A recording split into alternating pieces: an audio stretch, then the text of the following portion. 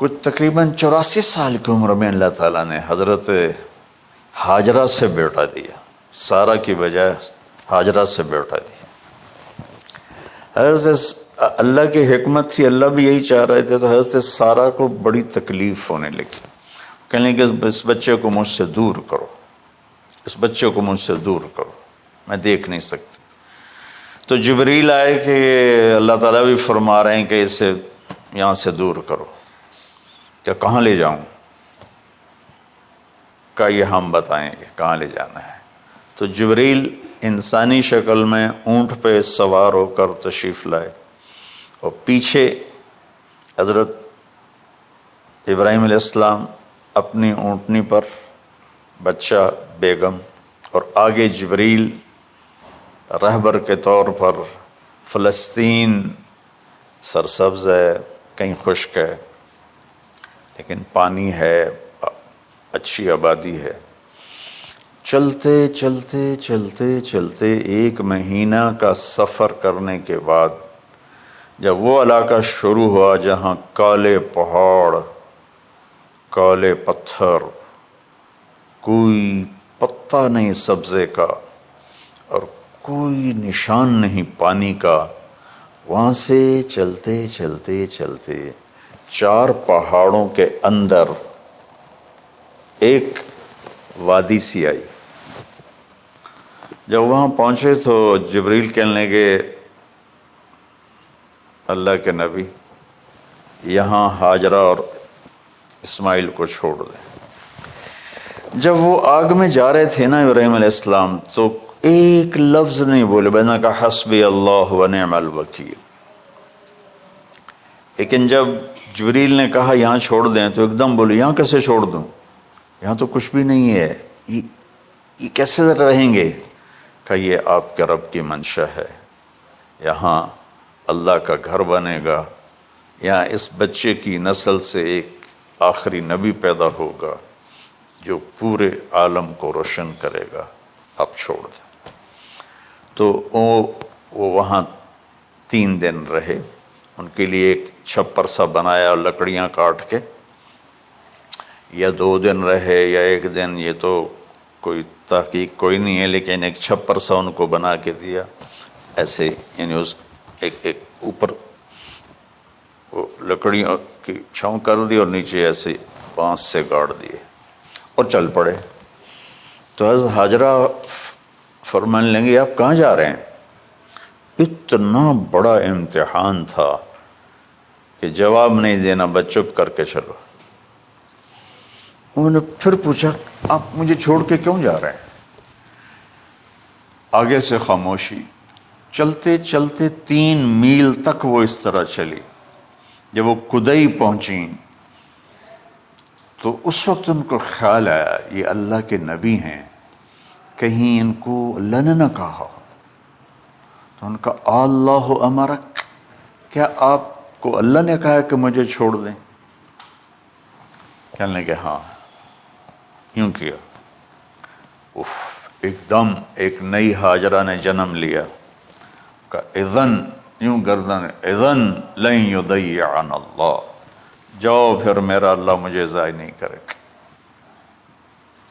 ابراہیم علیہ السلام بوجھل دل کے ساتھ پیدل چل رہے تھے، دونوں میاں بیوی اونٹنی پہ سوار ہوئے، اور وہ اپنے بچے کو گود میں لے کر ایسے کھڑی ان کو دیکھ رہے تھے۔ یہ کوئی مہینے کے لیے نہیں جا رہے تھے، پتہ نہیں ہے کب واپس آئیں۔ اج دے بچھڑے قد ملن گے، جانے رب رحمان۔ دیکھتی رہیں۔ پھر انہیں ایسے پہاڑی کے اوپر چڑھے کہ اونٹ نیچے اتری، تو پھر انہوں نے منہ موڑا اور واپس اس وادی کی طرف چلیں۔ کیا وقت تھا، صبح تھی، شام تھی۔ جو ابراہیم علیہ السلام غائب ہوئے تو ایک دم آپ نے اونٹنی کا منہ موڑا ادھر ہی اور کہا ربنا انی اسکنت من ذریت بواد غیر ذی زرع ربنا لیقیموا الصلاۃ. کیا درد ہے. آپ اندازہ لگاؤ ایک آدمی کو 84 سال کی عمر میں بیٹا ملے اور پھر اسے ایسے جنگل بیابان میں چھوڑ دیا جائے تو ان کے دل پہ کیا بیت رہی ہوگی. یہ اس دعا میں وہ درد ہے جو میرے بھی آنسو نکل رہے ہیں. ہم کو 3 دفعہ قصہ سنا چکا. اے اللہ تیرے ہی کہنے پر تو جو میرا رب ہے. یا اللہ نہیں کہا, اللہم نہیں کہا, ربنا. یا اللہ تو مہربان ہے, اس میں بھی کوئی تیری مہربانی ہوگی, تیری محبت ہوگی, تیری شفقت ہوگی. انی اسکنت من ذریت, میں نے چھوڑ دیا اپنی اولاد کو. یا اللہ میں نے وہاں چھوڑا جہاں نہ پتا ہے, نہ دانا ہے, نہ پانی ہے. تو جان اور یہ جانے. اس درد بھری دعا نے عرش کو بھی ہلا دیا تھا اور آپ نے منہ موڑا. اس باپ کو سوچو جو ہر قدم پہ اپنے معصوم بچے سے دور ہو رہا ہے, اور اس ماں کو سوچو جو ہر قدم پہ اپنے خامن سے دور ہو رہی ہے. ابراہیم کی منزل تو آگے گھر ہے, 2 بیویاں اور ہیں, ادھر تو پتھروں کے ساتھ دوستی ہے. جب ہاجر, میں ایک دفعہ میں ایسے ہی سوچ میں بیٹھا, میں اتنا رویا. میں نے کہا جب وہ ہماری ماں ہاجرہ وہاں اکیلی بیٹھی ہوگی, وہ چاروں طرف اونچے اونچے پہاڑ تھے, اور اندر بیٹھنے والے کو باہر کا پتہ نہیں, باہر والے کو اندر کا پتہ نہیں. تو شام ڈھلی ہوگی تو اندھیری رات نے کیا ظلم ڈھایا ہوگا. کالے پہاڑوں کا اندھیرا, اندھیری رات کا اندھیرا. تارے بھی حیران ہوں گے یہ کون بی بی بیٹھی ہوئی ہے. ستارے روزانہ ہی نکلتے تھے, لیکن آج وہ ایک نیا تماشا دیکھ رہے ہیں کہ ایک معصوم شہزادی ایک معصوم بچے کو گود میں لے کے بیٹھی ہے. کون اسے یہاں چھوڑ گیا. چاندنی رات ہی تو چاند بھی حیران ہو رہا ہوگا, یہ کیا ہو رہا ہے, یہ کیا ہو رہا ہے, یہ کیا ہو رہا ہے. اور وہ تنہا جان آسمان کو دیکھتی ہوگی, یا اللہ یہ میرے ساتھ کیا ہوگی. وہ رات کیسی, پہلی رات کیسی گزری ہوگی حضرت ہاجرہ پر. یہ ہمارے تبلیغ والے 3 دن کے لیے جاتے ہیں, بیویاں شور مچا دیتی ہیں, چھوڑ کے جاندے پہ, چھوڑ کے جاندے پہ. اس ہاجرہ کو سوچو جس پر اندھیری رات تھی اور اسے کچھ پتہ نہیں تھا میرے ساتھ کیا ہونے والا ہے. جب دن چڑھا تو سورج نے دیکھ کر اس کی آنکھیں پھٹ گئیں کہ یہ کیا ہے. وہ تو کسی پہ رحم نہیں کرتا. اس کی آگ نے پتھروں کو تپایا, میری ماں ہاجرہ کے چھپر کو تپایا اور تڑپا کے رکھ دیا. ایک چھوٹا سی مشکیزہ تھا پانی کا, اسے گھونٹ گھونٹ پی کے ان کے منہ میں بھی ڈال رہی تھی. اس مشکیزے پر 3 دن گزرے, پانی ختم ہو گیا. ہم 92 کے حج میں پھنس گئے. مزدلفہ سے پہلے تو ہماری بس میں پانی کوئی نہیں تھا. جو اس وقت ہمارا حال ہو, ہمیں پتا تھا 2-4 گھنٹے کے بعد پانی ہے, لیکن جو اس وقت بچے بھی تھے, چیخ و پکار تھی. ہاجرہ کی چیخیں کون سن رہا تھا, اور ادھر اسماعیل کی دھاڑ دھاڑ شروع ہو گئی, پیاس کی وجہ سے, بھوک کی وجہ سے. بے بس ماں دیکھ رہی ہے, میں کیا کروں.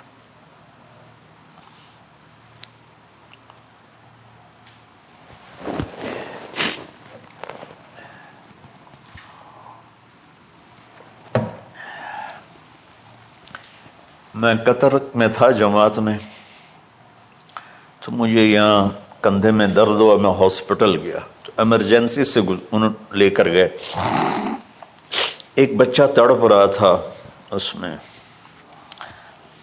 جو ہاسپٹل کا بیڈ ہوتا ہے, چھوٹا سا. اس کی ماں ٹیک لگا کر نا بستر اس کو یوں دیکھ رہی تھی. مجھے نہیں پتا وہ کون ہے، مجھے نہیں پتا اس بچے کو کیا ہے، لیکن آپ یقین مانیں یہ جو میرے آنسو ہیں اس عورت کی وجہ سے، کہ جس خاموش ساز خاموش فریاد سے معمور ہیں ہم، نالہ اگر لب پہ آتا ہے تو مجبور ہیں ہم. جس طرح وہ ماں ساز خاموش تھی اور اس کے چہرے پر درد پکار رہا تھا، میں صرف ایسے گزرتے گزرتے اس کو دیکھا اور میں آج رو رہا ہوں 15 سال کا قصہ یاد کر کے. تو ہاجرہ کے چہرے کو کون پڑھنے والا تھا؟ کون سی ایمرجنسی وارڈ میں بیٹھی تھی؟ کون اس کے لیے کہہ رہا تھا میں پانی لاتا ہوں، کھانا لاتا ہوں؟ موت تھی دونوں ماں بیٹی کی. تو یہ بے قراری میں صفا مروہ کی دوڑ لگائی، انہیں پتا تھا کچھ نہیں ہے.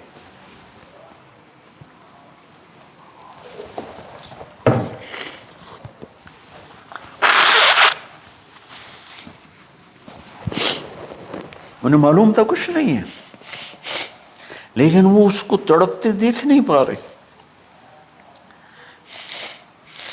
وہ بھاگیں، صفا پہ چڑھی، ادھر دیکھ ادھر دیکھ،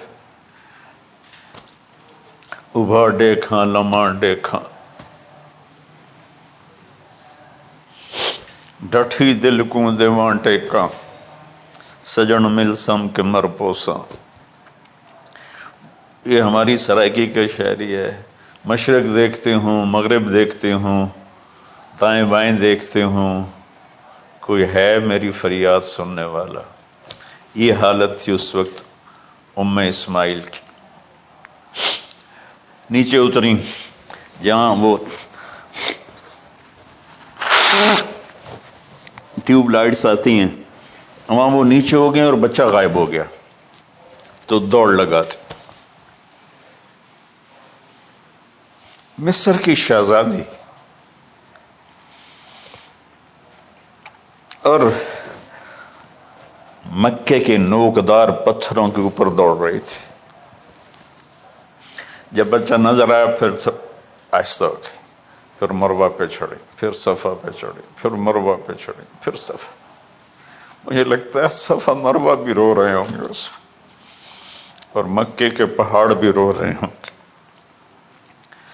سورج بھی اس وقت رو رہا ہوگا. آخر وہ مروہ پہ تھک کے گر گئیں. یہ نہیں کہ انہوں نے 7 چکر لگانے تھے، 7ویں چکر کے بعد ان کی ہمت جواب دے گئی. وہ گر گئیں اور ان کا جینا چاہا کہ میں بچے کو اپنے سامنے مرتا دیکھوں، اس لیے وہیں گر گئیں کہ میں اتنے مر جاؤں وہ اتنے مر جاؤں. پھر ایسے حسرت بھری نظروں سے یوں دیکھا مر گیا کہ نہیں. تو وہاں ایک آدمی کھڑا تھا. پھر مردہ جسم میں پھر جان آ گئی. پھر انہوں نے اپنے آپ کو اٹھایا اور دوڑ لگائی. پہنچی تو آدمی غائب تھا اور ایڑیوں سے پانی نکل رہا تھا. اتنے چکر کیوں لگوائے، پہلے ہی نکال دیتا.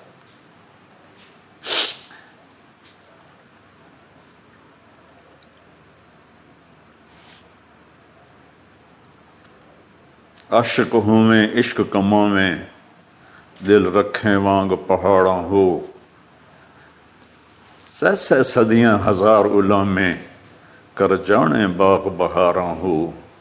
منصور جے چک سولی دتے، جڑے واقف کل اسراراں ہو. سجدیں سر چائیں نہ باہو، توڑے کافر کہیں ہزاراں ہو. عاشق سوئی حقیقی جڑا، قتل معشوق دے مننے. سر نو جوڑے تے مکھ نہ موڑے، بھاویں 100 تلواراں کھنے. سچا عشق حسین علی دا باہو، سر دتے تے راز نہ بن.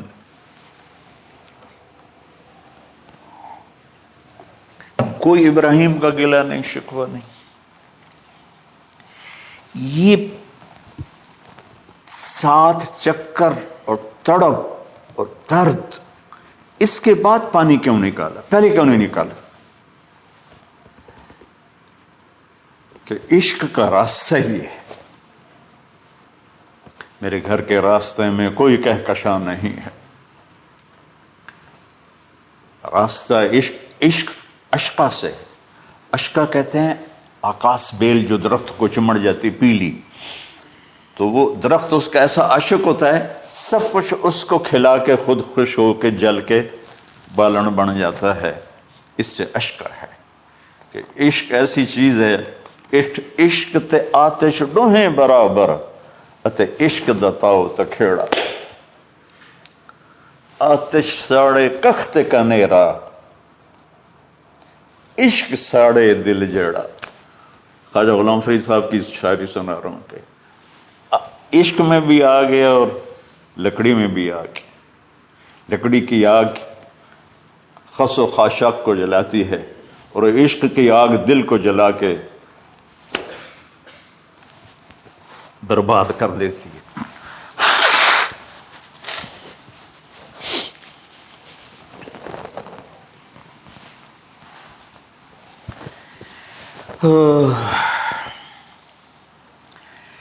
یہ دنیا میرے بھائی بہنوں امتحان کی جگہ ہے. ہم اسے جنت بنانا چاہتے ہیں. ہم یہاں اپنی مرضیاں پوری کرنا چاہتے ہیں. اللہ کی قسم، اللہ کی قسم، اللہ کی قسم، جس نے اپنی مرضی پہ چلنا شروع کیا وہ تباہ ہو گیا. جو اللہ رسول کی غلامی کے دائرے میں آیا وہ کامیاب ہو گیا. دیکھا تو پانی ابل رہا ہے، ابل رہا ہے، ابل رہا ہے، فوارے مار رہا ہے.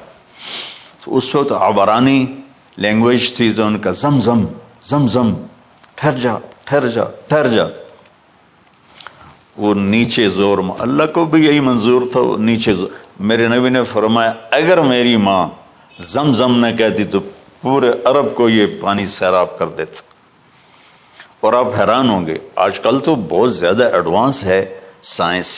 تو سعودی گورنمنٹ نے کہ یہ اس کا سورس کیا ہے، یہ پانی کہاں سے آ رہا ہے. طائف تک ساری زمین کو کھنگالا، کوئی اس کا پیچھے سے لنک نہیں ہے. کہیں چشمہ ہوتا ہے نا تو پیچھے لنک ہوتا ہے، کہیں سے پانی نکل ہوتا ہے پیچھے سے لنک ہوتا ہے. زمزم کا کوئی لنک نہیں. جو ہی موٹر چلاتے ہیں تو 8-9 جھرنے ہیں سوراخ، وہاں سے پانی ابل ابل کے آنا شروع ہو جاتا.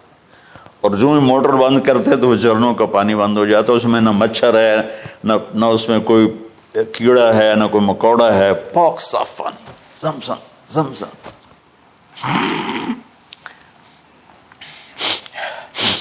جتنا اونچا بنانا ہو بلڈنگ اتنی گہری بنیاد. اس ماں بیٹے سے محمد مصطفیٰ نے آنا ہے تو پھر بنیاد تو گہری ہوگی نا. ایسے تو نہیں ہے نا.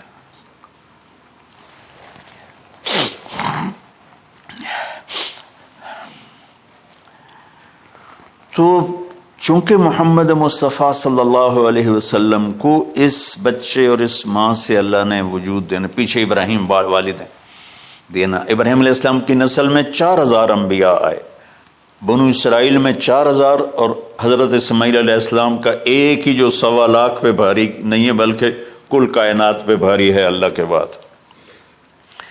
تو اس لیے پسائی ہوئی یہ جو بناتے ہیں اپنی باڈیز، وہ اپنی کتنی پسائی کرتے ہیں، وزن اٹھاؤ دوڑو، وہ کیا کیا اپنے آپ کو مشقت میں ڈالتے ہیں، تب جا کے وزن وہ نکھر کے آتے ہیں. یہاں کوئی آبادی نہیں تھی. یمن سے لوگ جاتے تھے شام تجارت کے لیے. تو قبیلہ جرہم کا گزر تھا، پانی نہیں تھا، تو وہ پانی کی تلاش میں تھے. انہوں نے پرندے دیکھے. وہ کہنے کہ پرندے تو پانی پر آتے ہیں. انہوں نے 2 آدمی بھیجے. آگے دیکھا ایک خاتون، ایک بچہ اور کنواں تو نہیں تھا، پانی چشمہ. تو وہ سارے آئے اور کہا کہ بہن ہم یہاں ٹھہر جائیں. کہا ٹھہرو لیکن پانی میرا. انہوں نے کہا ٹھیک ہے پانی آپ کا ہے. تو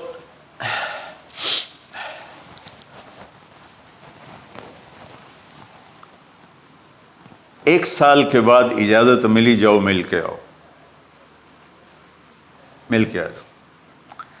جس گھاٹی سے ابراہیم کو جدا کیا تھا اس پر کتنی دفعہ حضرت ہاجرہ کی نظر پڑتی ہوگی؟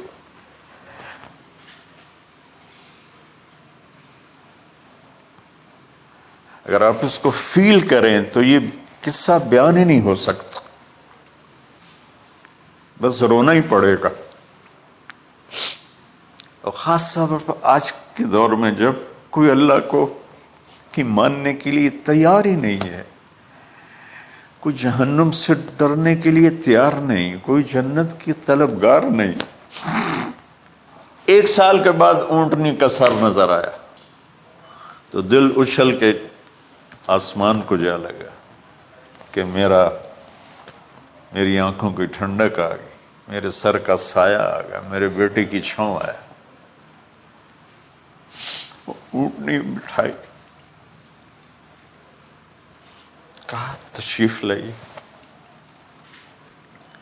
کہنے لگے اترنے کا حکم نہیں ہے، صرف ملاقات۔ نہ آتے صبر آیا ہوا تھا، صبر توڑ کے پھر جا رہے ہیں۔ تو اف نہیں کی آہ نہ کر لبوں کو سی، زخم پہ زخم کھا کے جی، اپنے جگر کا لہو پی، آہ نہ کر لبوں کو سی، عشق ہے دل لگی نہیں، سینے پہ تیر کھائے جا، آگے قدم بڑھائے جا، یعنی زبان حال سے کہہ دے اس کے ہاں ستائے جا۔ کوئی شکوہ گلا نہیں ہے، یہ کیا ملنا ہے، نہ آتے وہیں بیٹھے رہتے۔ کہنے لگے اچھا بچہ گود میں دے دو، سینے سے لگا پیار کی، بہتے آنسو بچے کے رخسار پہ گرے، بچوں کو پتہ نہیں کون ہے۔ کہنے لگی اجازت ہے آپ کا سر دھو دوں، منہ دھو دوں، پاؤں دھو دوں، ہاتھ دھو دوں؟ یہ پانی پاک ملا ہے۔ ٹھیک ہے، واپس۔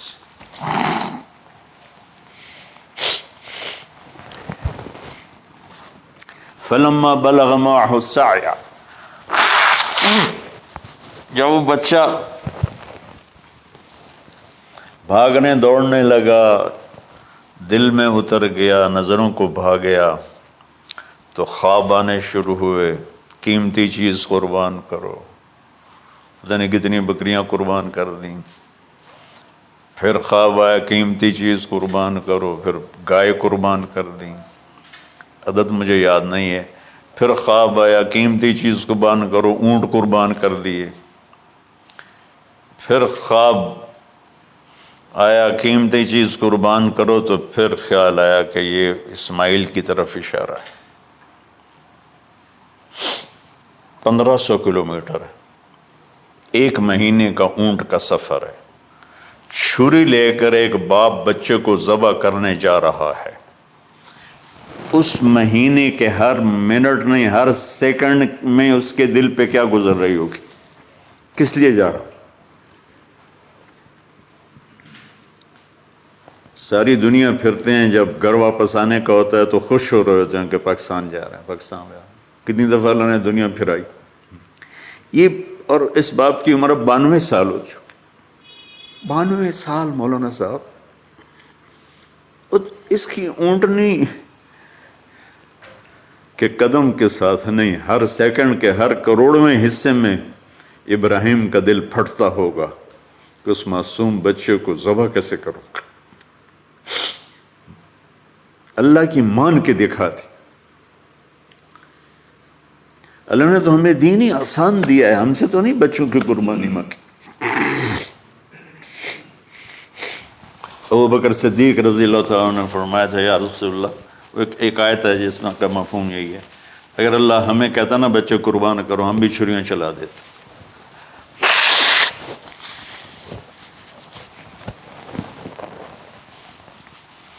تو میں اس تصور میں جب ڈوبتا ہوں میں رونا شروع کر دیتا۔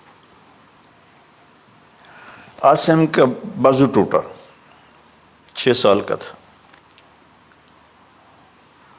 اس کو جوڑ رہے تھے تو اس کی چیخیں نکل رہی تھی، میں باہر نکل گیا، مجھ سے چیخیں سنی نہیں گئی، حالانکہ اس کا علاج کرنے کے لیے کر رہے تھے۔ اور یہ 92 سال کی ہستی بڑھاپے میں 1 مہینے کی اذیت برداشت کرتے ہوئے جا رہے ہیں کہ بیٹا ذبح کرنا ہے، بیٹا ذبح کرنا ہے، بیٹا ذبح کرنا ہے۔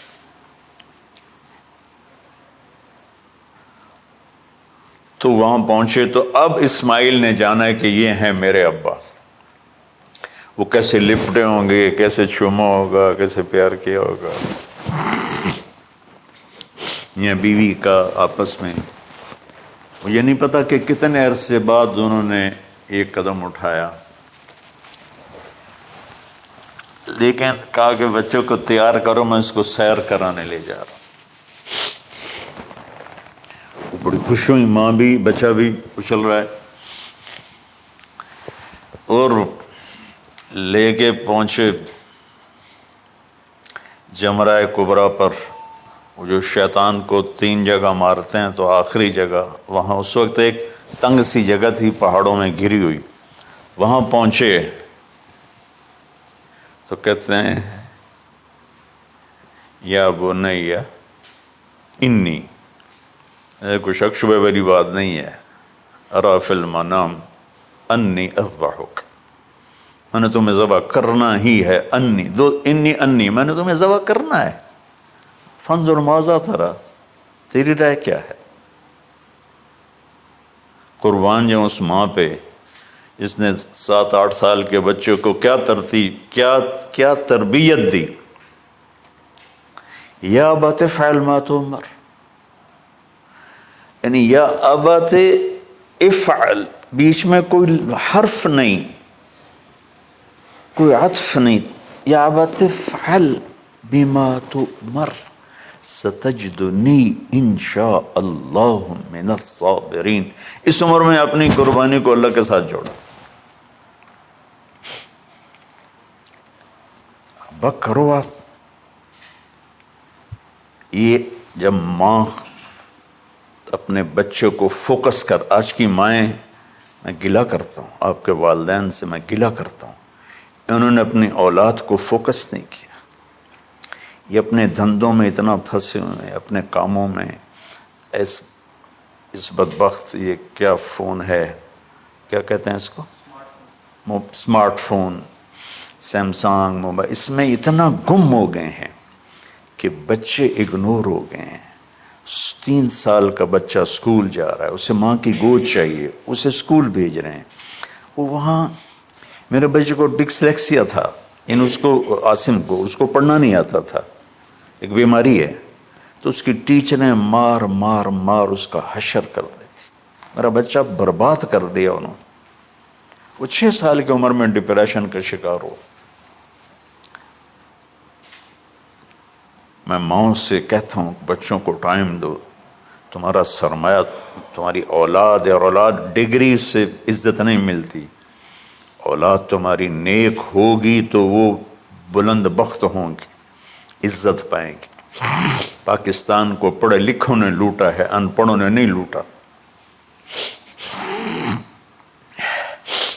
ابا جی، بابا جی، آپ کریں نا، دیر کیوں کر رہے ہیں؟ ستجدنی انشاء اللہ من الصابرین، آپ دیکھیں گے میں آپ کی آزمائش پہ پورا اتروں گا، اور اللہ کی آزمائش پر بھی پورا اتروں گا۔ پھر معصوم ذہن ادھر چلا گیا ماں کی طرف، کہنے لگے ہاں یہ بات تو ہے کہ میری ماں کو بڑی تکلیف ہوگی، تو اس لیے نا اپنا کرتا اتارا، کہا بابا جی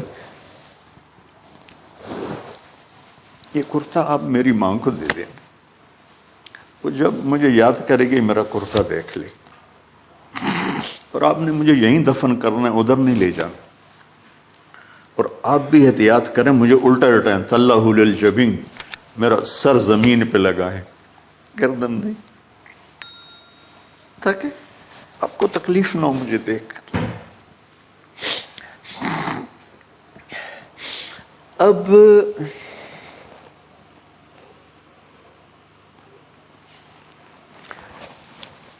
میں تو مرغی ذبح ہو رہی ہوں نا تو اس کو تڑپتے نہیں دیکھ سکتا. قربانی کے لیے مفتی صاحبان کہتے ہیں کہ اوپر کھڑا ہونا چاہیے، خود کرے یا اوپر کھڑا. میں نہیں کھڑا ہو سکتا. جانور جب تڑپتا ہے تو مجھے کچھ ہونے لگتا، تو میں بچوں کو بھیجتا ہوں جاؤ قربانی پہ کھڑے ہو.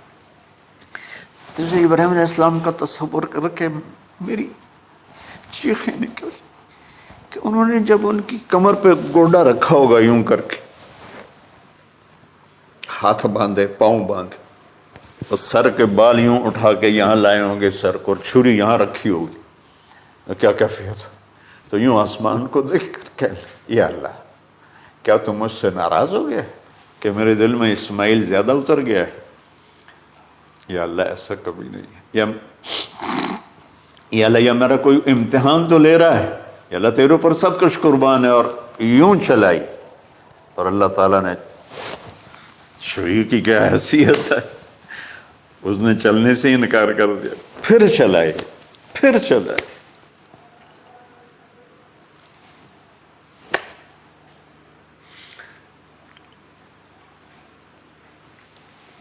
بعضی کتابوں میں ہے تو صحیح، لیکن روایت کی کتنی حیثیت ہو تو مجھے نہیں پتا. لیکن چونکہ یہ ایک تاریخی چیز ہے کہی جا سکتی ہے. کہتے ہیں پھر گئے اور چھری کو تیز کیا پتھر پر، تیز کر کے جب وائن اور بال پکڑے. آسمان کے فرشتے 2 دفعہ روئے ہیں انسانی تاریخ میں. آسمان کے فرشتے 2 دفعہ روئے ہیں انسانی تاریخ میں. ایک جب ابراہیم علیہ السلام نے ان کی کمر پہ اپنا گھٹنا رکھا کہ سر کے بال پکڑ اور چھری پکڑ کے یہ کہا یا اللہ تم مجھ سے ناراض ہو، تو آسمان کے فرشتوں کی چیخیں نکل. اور ایک جب اللہ کے نبی کو طائف میں پتھر پڑے کہ اللہ من یشکو الیک ضعف قوتی، تو آسمان کے فرشتوں کی چیخیں نکل گئی. جب ہمارے نبی کو طائف والوں نے مارا اس پر، یہ 2 دفعہ آسمان کے سب فرشتے روئے.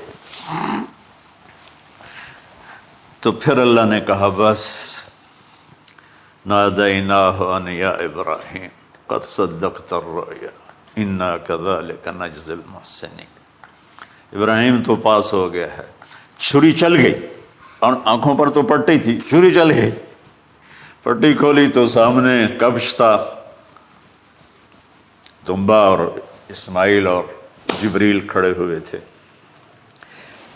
اس جانور کی قربانی ایک علامت ہے. اس قربانی سے ایک پیغام ہے کہ اپنے غلط جذبات کو اللہ پر قربان کر دو. ہم سے اللہ نہیں کہہ رہا بچے قربان کرو، ہم سے کہہ رہا غلط جذبات قربان کرو.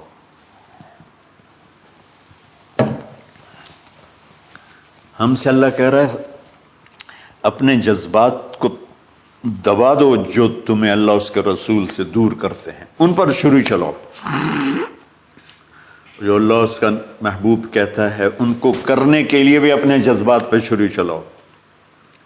سچ بولنے کے لیے چھری چلانی ہے تو چلاؤ اپنے جذبوں پر. اب اس کو پھیلا دو. ساری شریعت میں اللہ نے جو احل حلالا، جو اس نے کہا ہے یہ کرنا ہے، اس کے لیے اپنے جذبات قربان کر دو. وحرم حراما، اور جو کہتا ہے نہیں کرنا اس کو چھوڑنے کے لیے اپنے جذبات قربان کر دو. تو یہ ہے قربانی کی اصل حقیقت. جانور دمبے ذبح کرنا تو اس کی ایک علامت ہے، اس کی ایک علامت ہے کہ ہم میرے نبی نے حج پر 63 اونٹ ذبح کی، اپنے ہاتھ سے ذبح کی. باقی 37 حضرت علی رضی اللہ تعالیٰ علیہ السلام نے ذبح کیے. تو بھائیو، قربانی کی اصل یہ ہے کہ ہم اللہ اس کے رسول پر اپنے جذبوں کو قربان کر رہے ہیں، اپنے جذبوں کو قربان کر رہے ہیں. مولانا ابوالکلام آزاد رحمۃ اللہ علیہ کا میں مضمون پڑھ رہا تھا اسی قربانی پر. تو انہوں نے فرمایا، انہوں نے لکھا، وہ خطابت اور قلم کے تو بادشاہ تھے، واقعی وہ ابوالکلام تھے.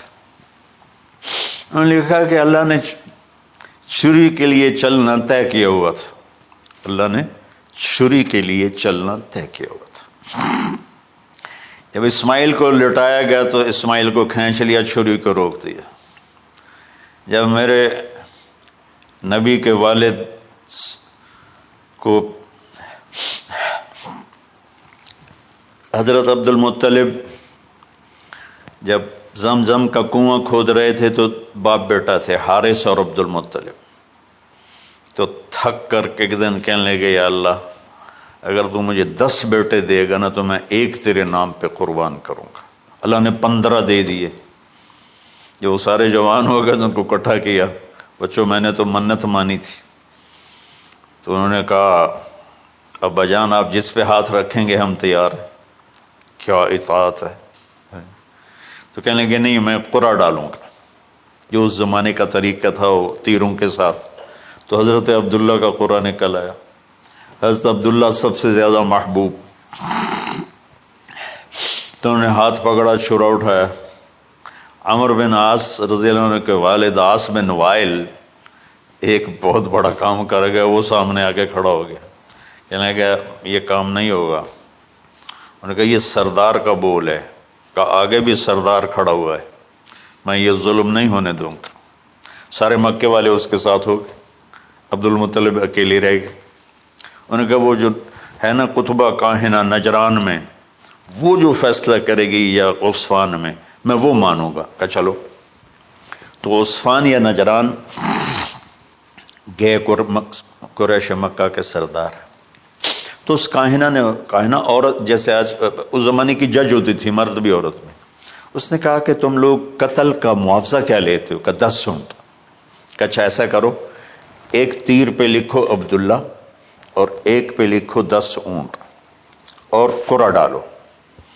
اگر اونٹوں کا قرعہ نکل آئے تو جتنے اونٹ لکھے ہیں وہ ذبح کر کے عبداللہ کو چھوڑ دو، اور اگر عبداللہ کا نام نکلے تو ہر دفعہ 10 اونٹ بڑھا دو۔ تو وہ سارے بڑے خوش ہو گئے۔ تو عبد المطلب نے احتیاطاً 100 اونٹ پہلے کھڑے کر لیے صفا کے ساتھ، اور حرم شریف میں اکٹھے ہو گئے، اور وہ جو تیروں سے کرتے تھے تو الانصاب غالباً اس کو کہتے ہیں، ایسا ہی ہے نا؟ ہاں۔ تو وہ 10 اونٹ عبداللہ، اس نے جو قرعہ اندازی میں والے جو پھینکا تو نکلا عبداللہ۔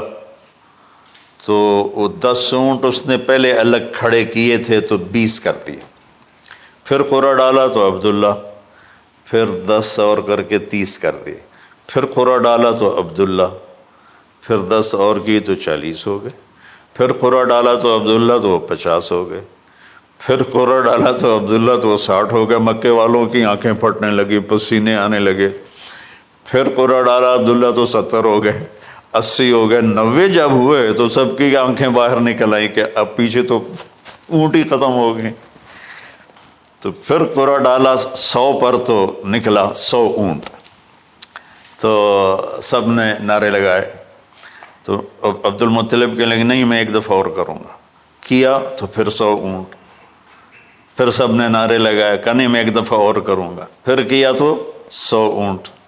تو پھر عبد المطلب نے حضرت عبداللہ کو آزاد کیا، 100 اونٹ خود ذبح کیے۔ تو ابوالکلام آزاد رحمۃ اللہ علیہ فرماتے ہیں دوسری دفعہ وہ چھری چلنے لگی حضرت عبداللہ پر۔ ایک واقعہ بھی اس کے ساتھ عجیب ہے۔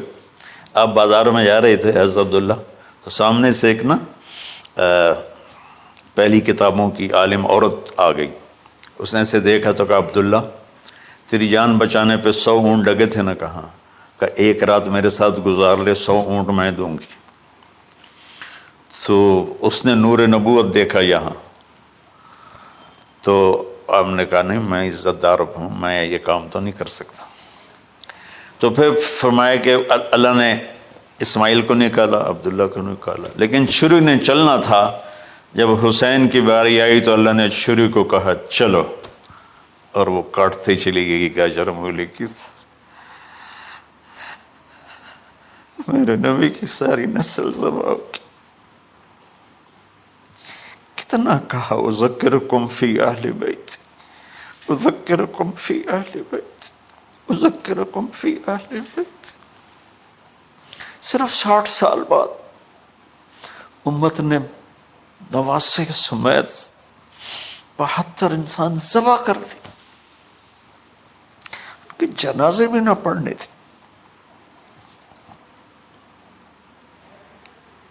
اقبال نے کہا تھا نا، قتل حسین اصل میں مرگ یزید ہے، اسلام زندہ ہوتا ہے ہر کربلا کے بعد۔